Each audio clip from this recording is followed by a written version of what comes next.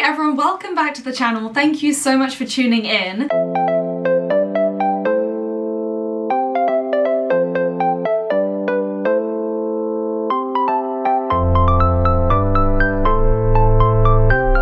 In this week's vlog, I wanted to give a little rundown of the race that I did last weekend, which was Race to the King, which is 53 odd kilometres across the South Downs Way and a couple of other long distance footpaths in the south of England. I wanted to give kind of a semi play-by-play, don't worry, I won't talk you kilometre by kilometre through it, and then also talk a little bit about my goals coming up. I want this to be a frank chat, to be honest, because I feel like I haven't done very many face to camera, let's update you on what my life is doing at the moment and kind of talk a little bit about what has been happening in the last 2.5 years. So first the race, and then we will go on to what I've got coming up. So I was super excited for this race. I am not gonna lie, I actually went into it wanting to kind of send it a little bit, and it's my first time feeling that sort of confidence going into a race in a really long time. And then we saw the weather reports and I was like, you know what? It's probably not worth trying to send it in a race that is going to be nearly 30 degrees where I actually haven't done the distance in 2 years and everything might go wrong, basically. So I was like, I'm going to try and boost my confidence on this race, not have a risk of knocking it back another step. So I decided to basically kind of just like crack on through it and see how it went, rather than being like, let's send it from the start. Having said that, I have had in the back of my mind recently something that I spoke about in previous race vlogs earlier this year, like Trans-Gran Canaria and Barcelona Half Marathon especially, where I am very conservative at the start of my races and I tend to hold back quite a lot. A lot of that is down to a lack of confidence, some of it is down to a lack of specific training for the races that I've been doing, and the rest of it is just down to kind of laziness and not really having a specific race plan. I know it might be weird saying laziness when I'm literally running 50 kilometers, but if it's possible to be an ultra runner and be lazy, I am definitely it. I am extremely lazy if I can be. So quite often I'll go into a race and be like, we'll just see how it goes, dilly-dally my whole way through it, and that's that. And I really enjoy doing that, and I think when you've got some really cool races, actually some of the vibes is basically just see how it goes, enjoy the views, have some nice food, chat to some people along the way, and just kind of like hang out and chill. But that doesn't always pique my very competitive interest, and so sometimes it's nice to push a little bit and be like, let's see what we can do in this. So I was a little bit on the fence with this race, and I didn't go into it wanting to push, but that was in the back of my mind. So at the start line, I was super excited, and I saw a couple of really good friends like Lewis Roebling, like Juliet Denny, and a couple of my followers as well and subscribers. So if you came up to me at the start of the race, thank you. It was so nice to see you there. It was really, really lovely to feel like I was part of that community, and I think this is something that ultra running does so well. The community in ultramarathons is the most welcoming, most friendly community, and it is, I have to say, the first community in my entire life where I have felt like I truly belonged. And I think that means a lot. Like, you don't have to be a good ultra runner to feel like you belong within this community, and I think that's something that the community does really well. It kind of welcomes everyone. Then the race started and I set out pretty quick. My race splits, you know, it was not speedy, but it was definitely not like a sustainable 50 kilometer sort of pace. But it was a flat road, and to be honest, I just wanted to get off the road and onto the trails. So I was like, let's head out as fast as we can, and then once we get to the trails, we can start walking those hills. So the first couple of kilometers, I was just like, let's get this done. And I also had in the back of my mind that the peak heat of the day was going to be like beyond 2 p.m. So what I wanted to do was definitely come in pre 2 p.m, which would have been about a 7-hour race time, which was kind of what I had been predicting in the heat. What I kind of had in the back of my head was like, yeah, let's get the easy bits over and done with, and then when it starts to get hotter, I can kind of take my foot off the gas and try not to overheat. But yeah, just like crack on at the beginning, which is actually kind of terrible race planning if you don't know that you have the stamina to kind of maintain that speed for the whole thing. But I was like, you know what, it's either this and potentially blow up later, or actually spend loads of time out in the heat anyway and potentially blow up because I'm getting too hot. So I I was kind of like battling these two different things, but in the end I just got swept up in it and I just let myself go. It got to around 10 kilometers in and I realized that although I was still going at an okay pace, a lot of people were passing me on the hills that I was not running, specifically walking. And that is a lesson that I've learned in ultramarathons, not to get caught up too much in running hills early on in a race if you don't know that you can run those hills later on in the race. And I'm not very good at running hills. It's something that I actively want to work on this year. It is something that I've got out of the habit of since starting ultramarathons, because I know that in a very long race actually running hills can be detrimental because you actually get quite tired quite early on, and walking them helps to bring your heart rate down really early on and kind of basically manage your energy levels for the whole race. I was walking all of these hills, even though I think I definitely could have run them, and it was messing with my head a little bit because loads of people were overtaking me.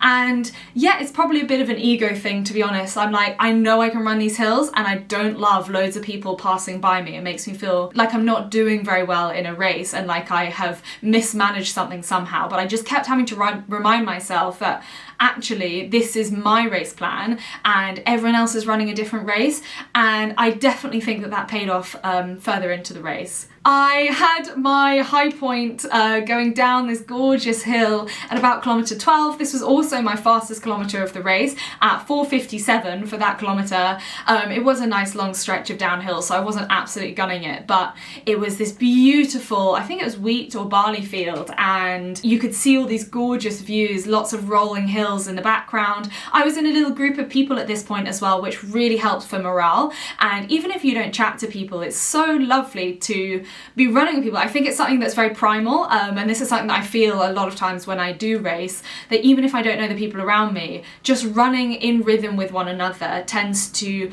boost not only my morale but also my stamina and my pace without me really noticing. So I had such a good time at kilometre 12, but I was also a little bit conscious that that was still relatively early in the race, and I think that probably those faster kilometres came back to bite me at kilometre 25 or so, where we were in the lowest point, both emotionally and physically, of the race. We had this long, flat-ish section that was along a riverbed, and it was like 100% humidity, really baking hot. I had been lucky to get a lot of a kind of breeze at the top of the South Downs Way hills, but at the bottom there was not a single breath of air, and then we were also bashing our way through these like 6 foot, 7 foot high grasses, and I was not having the best time. And I didn't really want to record it because there's this thing that's kind of like a combination of not wanting to come across negative in a race that I'm incredibly privileged to do,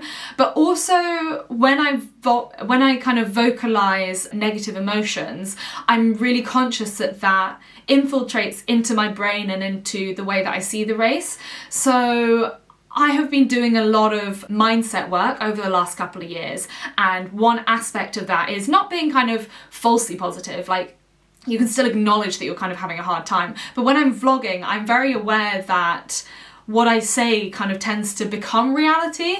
So if I say I'm having a great time, I do tend to have a great time. If I say that I'm really struggling, it makes me focus a little bit more on that struggle. So I didn't kind of mention it so much, but as I was filming, as I was going along, I was like, I'm just not going to film very much here because I'm really struggling and I really want to get out of this riverbed because it is hot. Unfortunately, getting out of that riverbed meant going up a massive, very exposed hill. So we went past the Wildfowl and Wetlands Trust, which was really beautiful, and I said as much in my vlog, but also really hard work because it was a bit of a slog up, and then onto this exposed hillside there were no trees, there was no breeze, it was just sweltering. And I spoke to some of the other people who had done this race. I spoke to them after the race and I was like, what was with that? Because we all should have been able to run that hill, and everyone was agreeing with me, like, that was a hard hill. Not because it was particularly steep, but because it was the hottest time of the day so far, that is.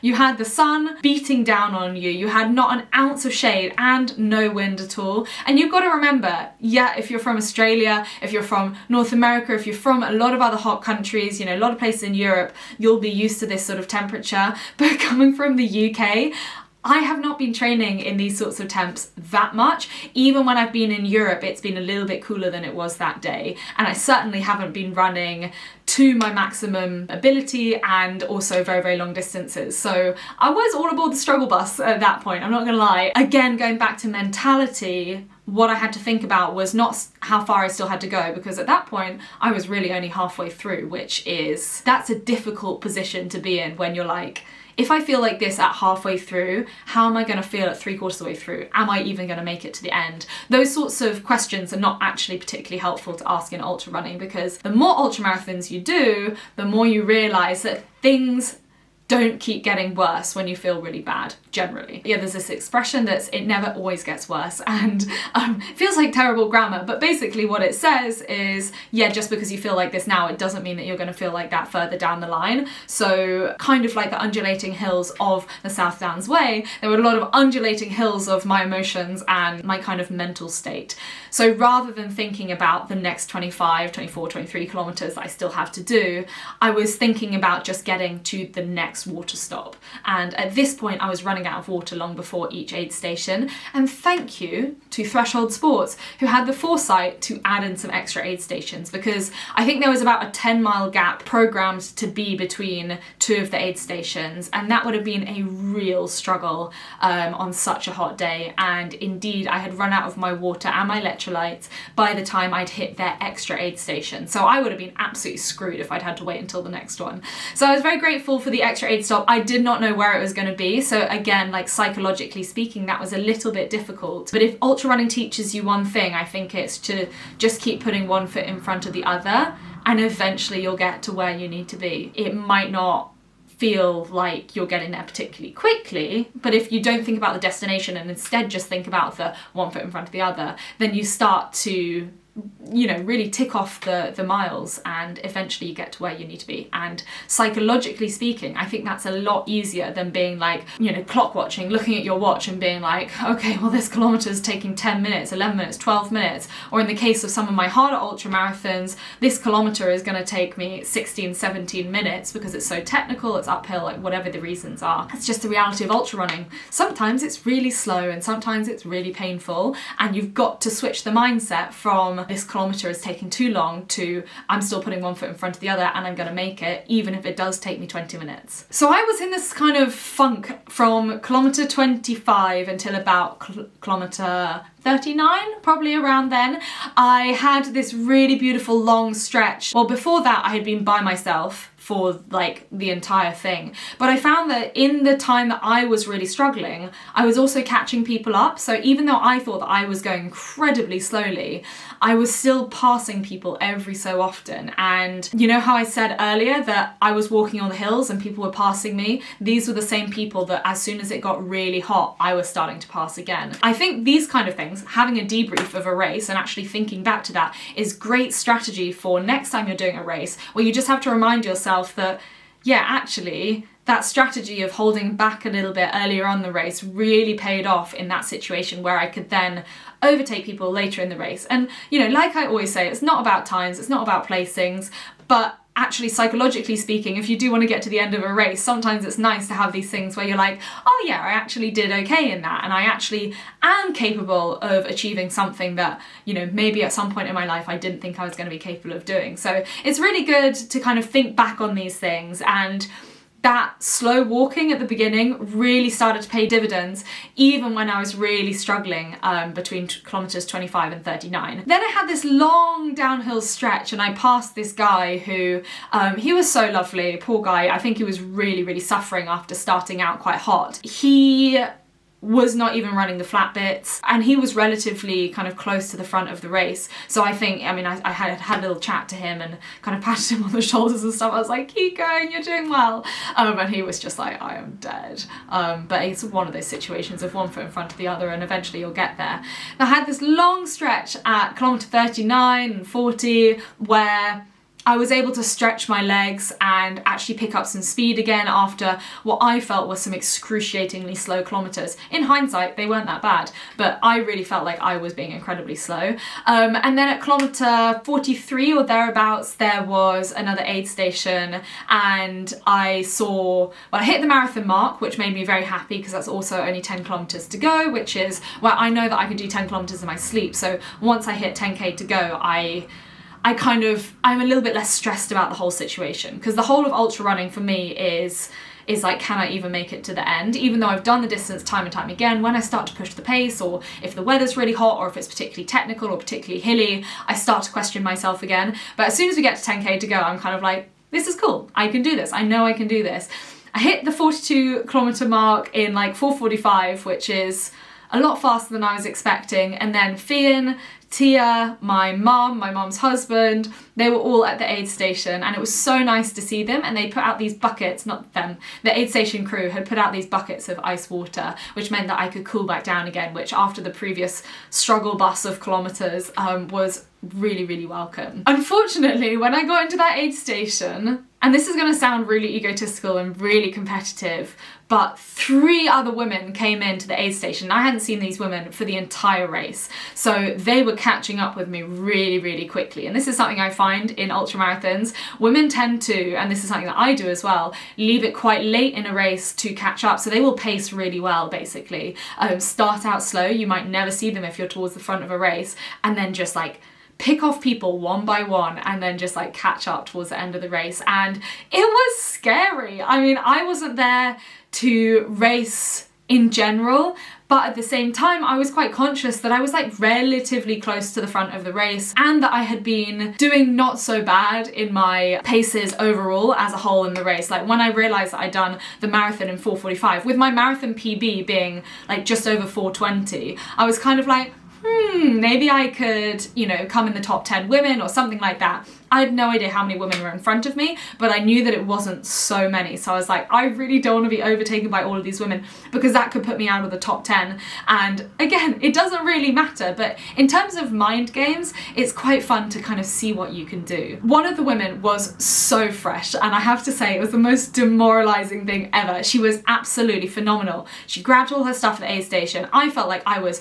you know, panicking. I was all over the place. I was dropping bottles. I left my GoPro on the table. Like, everything was all over the place. I was spilling water on my phone. Like, I was so chaotic, and she had everything together so well, and I was like, I want to be more like this person. And then we're going up the next hill at kilometer 44, and she breezed past me. I mean, when I say breezed, it looked like she was out for an easy run, and I was like, A, I want to be this woman, but B, I want to see if I can hang on to her. Spoiler alert, I could not. She was so quick. But I kind of was like, well, we don't have that long in this race to go. I've just had a pick-me-up, just had a caffeine gel. I know that I'm well hydrated. I know that I've cooled down a little bit. Let's see what we can do in these last few kilometers. So the last 7 or 8 kilometers to the end, I was like, let's go. And I put the hammer down a little bit and was like, I'm not going to pretend that I was running extremely fast. It felt like I was running 5-minute kilometers. I definitely wasn't. But what I was so proud that I was able to do was just to keep running when I was truly, truly, truly fatigued. I was trying my hardest to do this race justice, and also to do the training that I had put in justice. I know how to run when I'm really fatigued. That is something that I have all the experience in the world of over these last 2 years. So I was like, you know what, I might not be as fast as I've ever been, but I think I'm probably more resilient than I've ever been before that point. So the last 7 kilometers, I was just like, let's go. And yeah, that woman in front of me, she was incredible. She really at some points I could see her way in front of me on the horizon. Most of the time I couldn't see her at all, but she still dragged me along in that last part of the race, and that meant that I finished in sub 6 hours, which I never would have done if I just continued going at like that previous pace of ploddy, because I didn't think I was capable of anything more. She kind of showed to me that if she could do it, then I could do it too. And I kind of, like, she has no idea, presumably, that she did that, but I kind of want to pay that forwards with people, that I kind of want to show people that even if their training hasn't gone to plan, even if they've only been averaging 3 runs a week, even if they've only been doing like 25 kilometers on average per week, and their training has been a real mess, because let's be honest, that happens sometimes, they can still do race day justice, they can still kind of give something their all, and that's exactly what I did. And the last few kilometers was so much fun. It's this big downhill stretch, and I was just absolutely gunning it. I have to say, these last few days, my toenails have really not been loving me. This is the sexy part of running. My toenails nearly fell off, and instead of falling off, they decided to cling on for dear life, and then both of them had blisters literally under the toenail, so like on the toenail bed, but the toenails themselves were like holding on. So I was trying to put my socks on every day. It was excruciatingly painful. The dog stood on my foot. I yelped. This is the very sexy part of running that not everyone sees, but this is just the reality. Anyway, I had absolutely no care for my toenails in the last 2 kilometers or whatever, which was like this steep downhill, and I just absolutely gunned it to the end, and I jumped over that finish line, which no one captured.